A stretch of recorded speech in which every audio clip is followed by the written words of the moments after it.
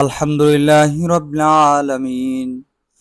মানুষের জীবন সবসময় সুখ শান্তিতে কাটে না, কখনো দুঃখ, কষ্ট, দুশ্চিন্তা আর মানসিক অস্থিরতার কারণে আমাদের ইবাদত, কাজকর্মে, পরিবারে মনোযোগ কমে যায়।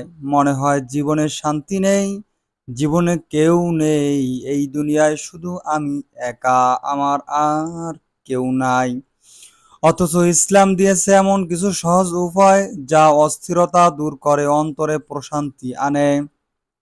আমরা যদি সেই সব বিষয়গুলো গভীরভাবে অনুধাবন করি, গভীরভাবে আমরা মেনে চলি, তাহলে আমাদের জীবনে সুখ শান্তিতে ভরে উঠবে। তাই আপনারা সম্পূর্ণ ভিডিওটি দেখবেন, চ্যানেলটি সাবস্ক্রাইব করে লাইক কমেন্ট শেয়ার করে ছড়িয়ে দেবেন ইনশাআল্লাহ। ১ নম্বরে শান্তি, মনে শান্তি সমাজে এবং মানুষের মনে অন্তরে শান্তি প্রশান্তি সৃষ্টি করার মাধ্যম হচ্ছে দোয়া।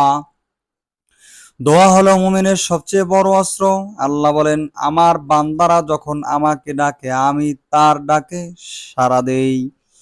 রাসূল সাল্লাল্লাহু আলাইহি ওয়াসাল্লাম বলেছেন, দুশ্চিন্তা ও দুঃখ থেকে মুক্তির জন্য বিশেষ দোয়া পড়েন, আল্লাহুম্মা ইন্নী আউযু বিকা মিনাল হাম্মি ওয়াল হুজনি।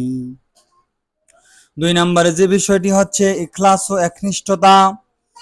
শুধু আল্লাহর সন্তুষ্টির জন্য কাজ করলে অন্তরে শান্তি নেমে আসে। মানুষ কি বলবে সেটা না ভেবে আল্লাহর জন্য আমল করতে হবে আমাদের, তাহলে অস্থিরতা দূর হবে। বিষয়টির প্রতি আমাদের স্মরণ করতে হবে, জীবনের প্রতিটি মুহূর্ত আমরা আল্লাহর অসংখ্য নিয়ামতে সিক্ত, সমস্যার দিকে নয়, নিয়ামতের দিকে তাকালে মন হালকা হয়ে যাবে ইনশাআল্লাহ।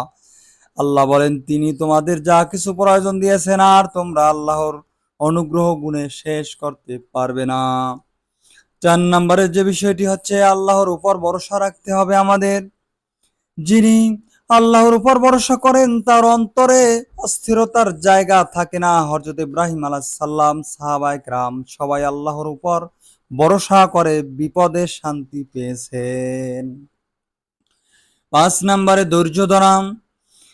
ধৈর্যশীলরা কখনো পরাজিত হয় না। আল্লাহ রাব্বুল আলামিন বলেন, ইন্নাল্লাহা মা'আস সাবিরিন।